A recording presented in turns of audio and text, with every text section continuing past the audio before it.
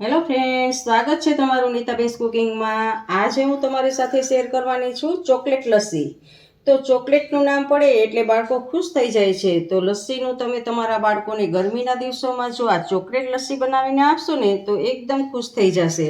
લસ્સી બનાવતા પહેલાં મારી એક રિક્વેસ્ટ છે કે જો તમને મારી રેસીપી ગમતી હોય તો લાઈક અને શેર કરજો, અને આવી જ નવી નવી રેસીપીના નોટિફિકેશન મળતા રહે તે માટે મારી ચેનલને સબસ્ક્રાઈબ કરજો। તો ચાલો બનાવવાનું શરૂ કરીએ। ચોકલેટ લચ્છી બનાવવા માટે સૌથી પહેલાં તો આપણે આ એક ગ્લાસ લેવાનો છે લચ્છી માટેનો, અને એમાં આપણે ચોકલેટ સિરપ આવી રીતે આમ ચોકલેટ સિરપને એડ કરશું આપણે।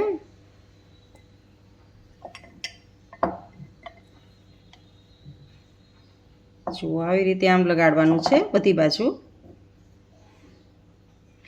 અને ચોકલેટ સિરપ તમને ગમે એ દુકાનેથી મળી જશે, ગ્રોસરીની દુકાન હશે ત્યાંથી મળી જશે, નાના પાઉચમાં પણ મળશે। તો હવે આપણે આને ફ્રીઝરમાં રાખી દઈશું જેથી કરીને આ જામી જાય। એ ગ્લાસની બધી બાજુની દિવાલો છે, ફરતી બાજુ દિવાલ, ત્યાં આપણે આ ચોકલેટ સિરપ છે એ જામી જશે। હવે આજે આપણે મિક્સરમાં નથી કરવાના, બ્લેન્ડર ફેરવીને કરવાના છે, અલગ રીતે કરવાના છે। તો એક પૌવાલું લેવાનું છે અથવા તો આવો ડબરો લેવાનો છે, અને એમાં આપણે દહીં લેશું। 1 કપ જેટલું આપણે મોરું દહીં લેવાનું છે। તો જો આ 1 કપ આપણે મોરું દહીં લીધું છે, અને દહીં મોરું હોવું એ ખાસ જરૂરી છે।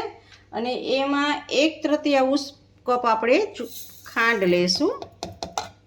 એમાં એક મોટી ચમચી ભરી અને કોકો પાવડર એડ કરશું, અથવા તો ચોકલેટ પાવડર, તમે કોઈ પણ પાવડરને એડ કરી શકો છો।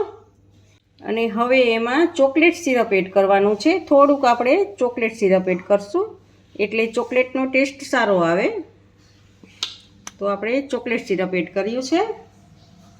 હવે આપણે એમાં બરફના ટુકડા એડ કરશું, અથવા તો તમારે એકદમ ઠંડુ પાણી હોય છે એ એડ કરવાનું છે। બરફ અથવા તો ઠંડુ પાણી આપણે એડ કરવાનું છે।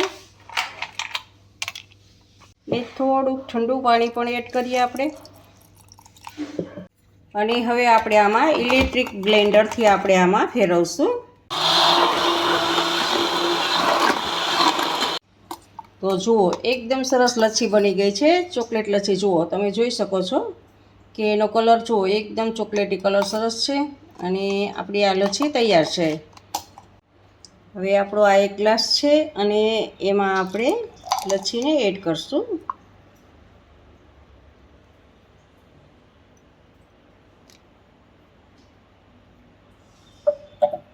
ઉપરથી આપણે થોડી ચોકો ચિપ્સ આપણે એડ કરશું આમાં, અને ચોકલેટ સિરપ પણ આપણે એડ કરશું।